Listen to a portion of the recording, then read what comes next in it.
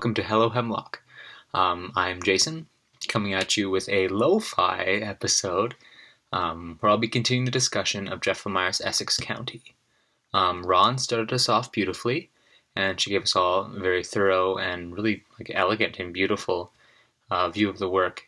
And she also taught me a lot about how to read comics. So if you haven't watched her video yet, you need to go do that first. It is so good. So thank you, Ron, for joining us. So what I'd like to do in this video, in my part, is to look at the way that this text is positioned as Canadian, and then the sort of tropes that the I don't know, of the genre, I don't know if you would call it that Essex County works with. And then I'd also like to look at Essex County against Roch Carrier's The Hockey Sweater. I'm interested in the ways that Essex County is, from the very beginning, positioned not only as a Canadian text, but also as one that needs to be inserted almost immediately into the canon, alongside all of the greats. Darwin Cooke wrote the introduction and wrote that Essex County supersedes the labels of graphic fiction or even graphic literature. This is a high watermark in Canadian literature that can proudly rest beside the Lawrences, Richlers, and Atwoods on the big shelf. So towards the end of his introduction, Cooke writes that Essex County is a work of unexpected maturity that speaks on a universal level, but holds special rewards for those familiar with life in rural Canada. Then writes that this heartfelt piece of graphic literature surpasses its form to stand as what I'm sure will be an enduring example of the finest in Canadian literature proper. Pierre Berton, Farley Mowat, Jeff Lemire. Sounds as natural as the quiet clean of a sharpened blade on fresh ice. You'll notice that the language of this introduction is really interested in securing Essex County immediately within the canon, in such a way that it seems like it almost needs to explicitly tell people that it's worthy of this, that even in a medium like graphic literature and comics, a story of unexpected maturity can still exist. So in her video, Ronnie talked about the frustration of watching Sarah Quinn try so hard to champion Essex County and just have it be dismissed completely. Which is interesting because this introduction seems to be written precisely for those people who would dismiss it. And the Canadian canon was very deliberately constructed, very consciously and very recently. And one of the reasons for that is because, there's a concern among Canadian cultural critics and people in politics as well, there was a lot of American culture seeping up that would kind of erase whatever it means to be Canadian. And so yeah, the Canadian canon was kind of formed as a way to ward off this encroaching American culture, which often took the form of mass media like comics. So yeah, it's kind of interesting that even now, when we think of CanLit and the Canadian canon, it's made up mostly of realist novels, and comics or other sort of lower forms of art or literature are still actively excluded from it. So yeah, it's not that long ago, 60 or 70 years, that this happened. And so it's interesting that, I guess it kind of makes sense that it would still play out in some way or another, but I think that Sarah Quinn's defense, even if it was kind of fruitless, brings up interesting questions about what's included in the canon, what's welcomed, and why. So, but moving on, I think I might want to talk about the tropes and familiar kind of Canadian imagery that, in the introduction, kind of lead people to think that it should be just part of the Canadian canon. It's so Canadian, and I kind of want to look at why. So Volume 1 of Essex County, which is called Tales from the Farm, opens with a section called Summer. And as you read through, you understand that the first volume is divided up by season. And then the first image that we get is of a field and tall crops. So immediately we're kind of placed somewhere that is familiar to readers of CanLit, which is like, I don't know, the rural and the farm, and whether that's your Canadian experience or not, that's often what's reflected in a lot of Canadian literature. The focus on the land, the rural, like an intensely personal focus on the character who has to live there, or work the land, or who relies on the land as much as the land kind of tries to edge it out. And like you see this play out even at the level of organization, where the sections are broken up by season, and the things that happen in the season are kind of reflective of that, because um, there's a myth in Canlit that the seasons and the weather regulates our lives, and it's not as though this is a uniquely Canadian experience, but it's one that the literature has really taken up as part of its own, I don't know, tradition. But Essex County is first and foremost about hockey as a unifying idea or project that connects people, as the characters of the collection are woven together in one way or another by hockey. So the way that I read it, it seems interested in kind of presenting this sort of small local community in Essex County as kind of a microcosm for the national.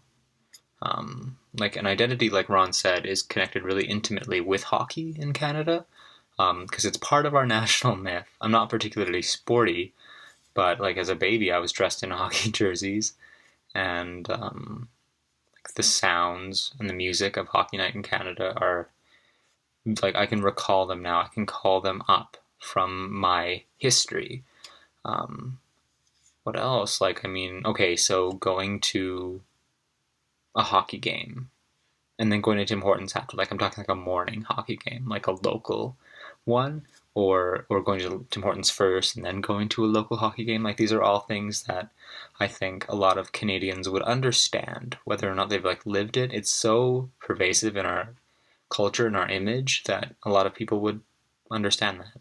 I think that that's a way that we kind of can see, even if it's not our personal identities, something grander play out here. But the characters in this collection have a much deeper relationship to hockey. Like Ron said, Jimmy LeBoeuf played for the Maple Leafs briefly until an injury kind of put an end to his career. And there's a moment when Jimmy says, "I'm the Leafs," in a way that suggests like that his identity is so tied up with hockey that without it he's not himself, or that he still needs to define himself like almost entirely through hockey.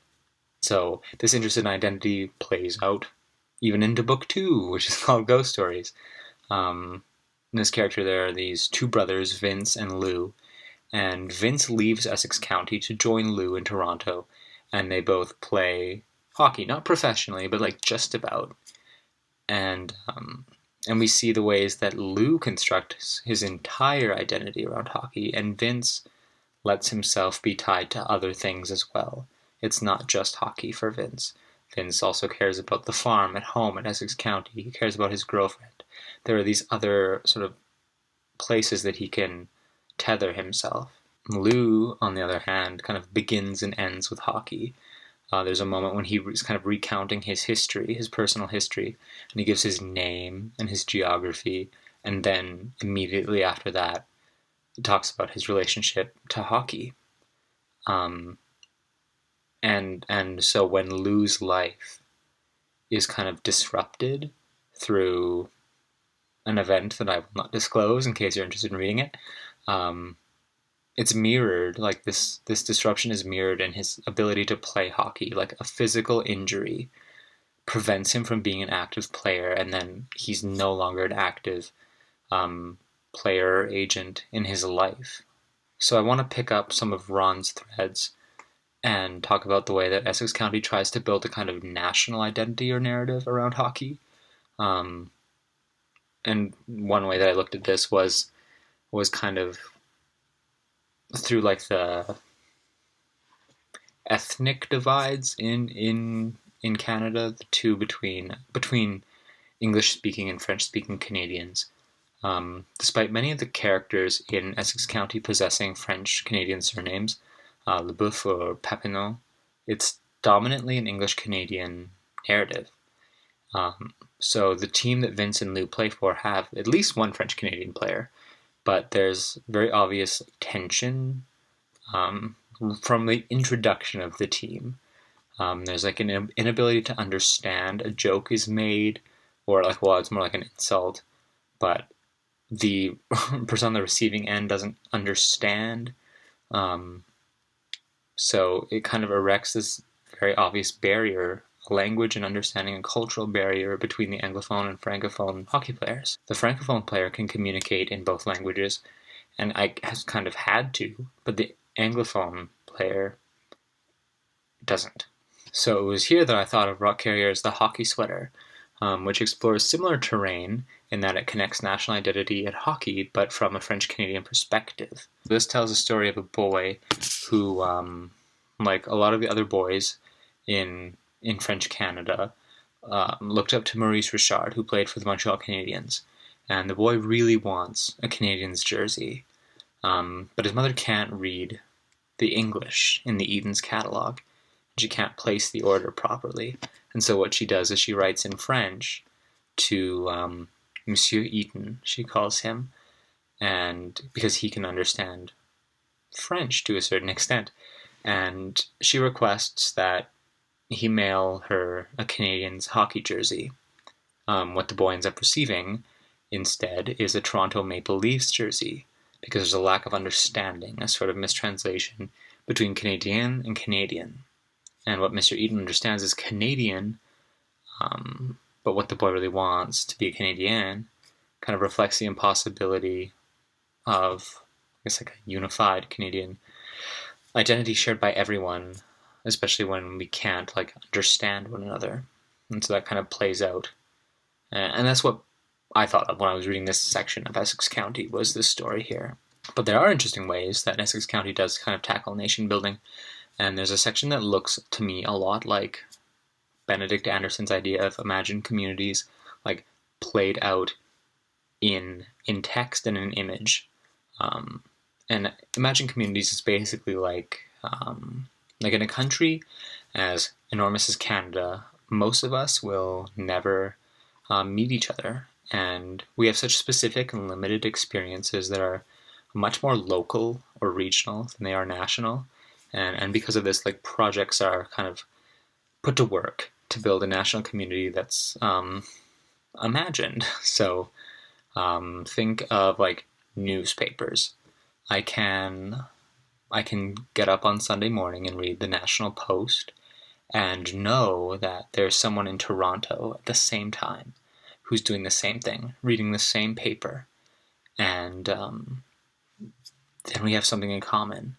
And this is kind of how national imagined community is built, that I can have a connection with someone far, far away who I'll never meet, but who has similar interests, cultural interests or national interests that I do. So radio works like this, and television, like all these sorts of technologies that bridge huge distances and gaps and connect people who otherwise wouldn't be able to communicate. And in Essex County, hockey does this because there are characters who are no longer in contact, who are watching the same hockey game. And there's an imagined sense of community and connection that is drawn between the two.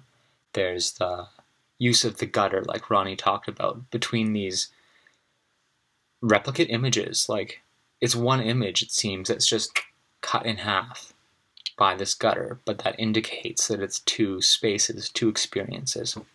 So I just want to thank Ron really fast for joining us again on Hello Hemlock. It was such a pleasure having you join us, and you really raised the bar. You picked a great text, and I'm so happy that we got to discuss it. So again, if you haven't seen Ron's video, you need to check that out.